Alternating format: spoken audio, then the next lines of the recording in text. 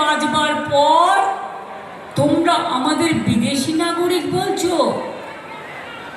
তোমরা বলছো আমাদের প্রমাণ দিতে হবে আমরা এই দেশের নাগরিক কিনা।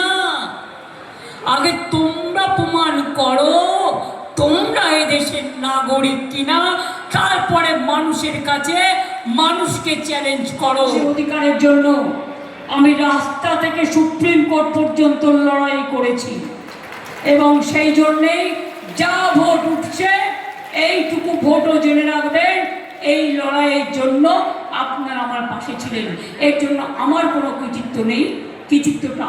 এরপর কবে বলে দেবে মেয়েরা শাড়ি পরবে না, আরে যার যা ইচ্ছে সেটাই পরবে, এ আবার কি কথা যে তুমি ঠিক করে দেবে আমি কি খাবো আমি কি পড়বো, বাংলা ভাষায় কথা বললে পেটাচ্ছে, জিনিসের দাম বাড়াচ্ছে, এটা আমার হাতে নেই। এখন তো আমার হাত থেকে সব কেড়ে নিয়েছে, আমার হাতে একটাই আছে, সেটা হচ্ছে মানুষ আছে। BJP party vanish party.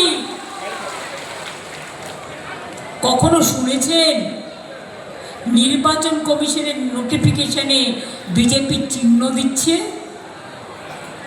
কখনো জীবনে শুনেছেন? কখনো জীবনে দেখেছেন সেন্ট্রাল ফোর্স বিজেপি পার্টির ফ্ল্যাগ নিয়ে যাচ্ছে?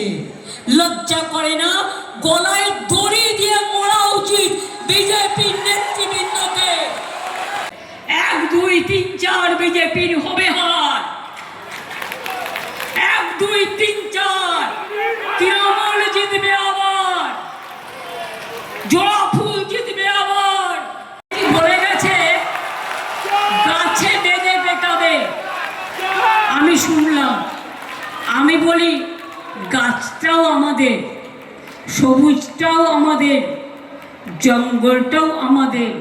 পেটানোর জন্য নয়, গাছ মানুষকে ছায়া দেয়। তোমাদের শুভবুদ্ধির উদয় হোক, এসব করতে যেও না। নির্বাচনের পরে পোস্টার লাগিয়ে বলতে হবে আমি বিজেপি করি না, আমি বিজেপি করি না, আমি বিজেপি করি না।